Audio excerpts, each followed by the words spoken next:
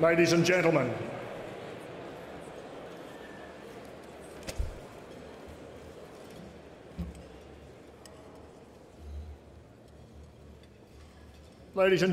if I just might have your attention.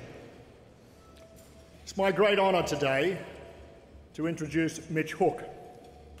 Mitch has been the Chief Executive of the Minerals Council of Australia since June 2002. The MCA is one of the nation's most significant industry bodies representing minerals exploration, production, processing companies that produce around 85% of Australia's annual mineral output and exports. Most of you have met Mitch. Some of you know him very well. There's a whole story about him there on the website that you can access. But it's Christmas.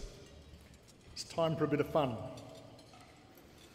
So how does one welcome and introduce a slightly larger-than-life character like Mitch?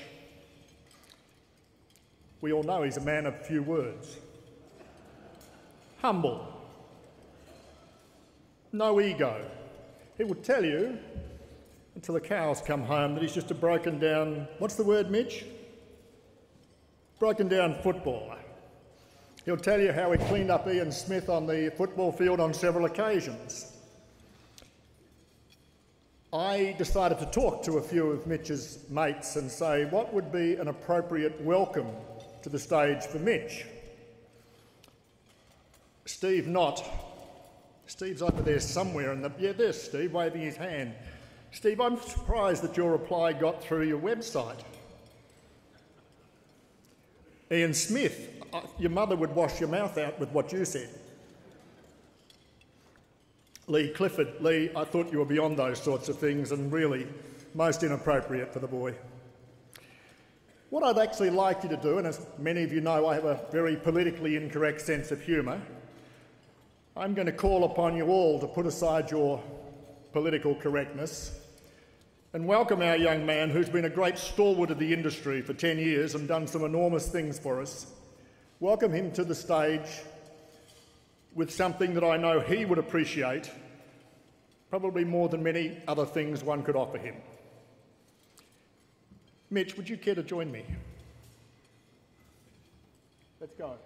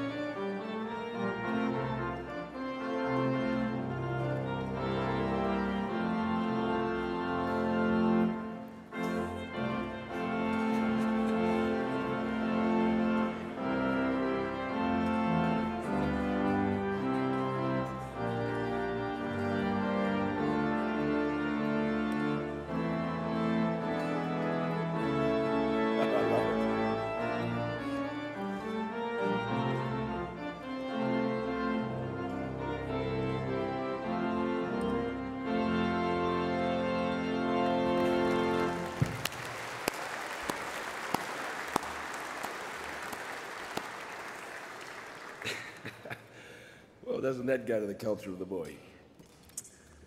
What a fantastic introduction. That really does make me feel at home. Thanks so much. I'd like to acknowledge the traditional owners, the Wurundjeri people of the Kulin Nation on whose land we meet today, and pay my respects and those of the Minerals Council to their elders and their ancestors. Sir Avi Parvo, patron of the Melbourne Mining Club, chairman and members of the Melbourne Mining Club Committee, principal sponsors, the Swann Group and AMC, other distinguished guests, and to all of you with a stake in the Australian minerals industry.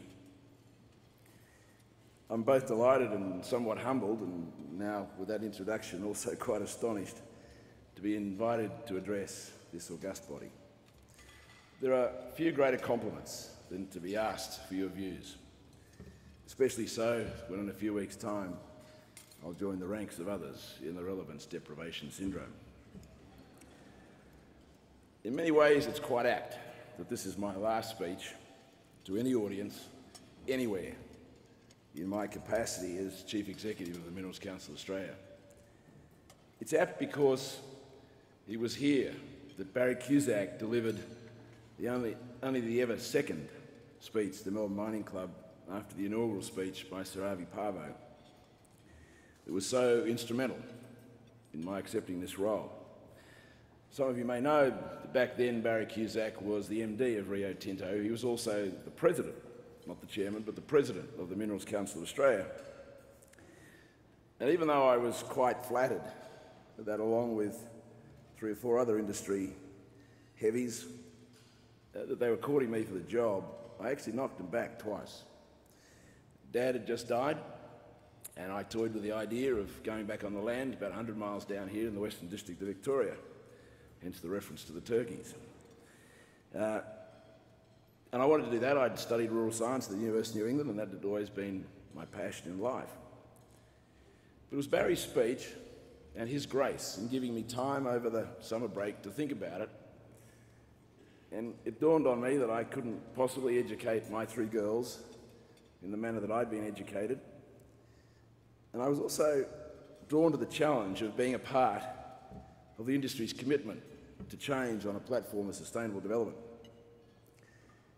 Barry Cusack's central thesis back then, and in his speech here, was that the industry needed to stop destroying shareholder value by ditching the myth that the next spin of the mineral cycle will save the industry's bacon, and that the industry's future was heavily founded in convincing the world that, and I quote, "we can mine sustainably, which will require changes in the way we operate, and that those changes will not be cost-free."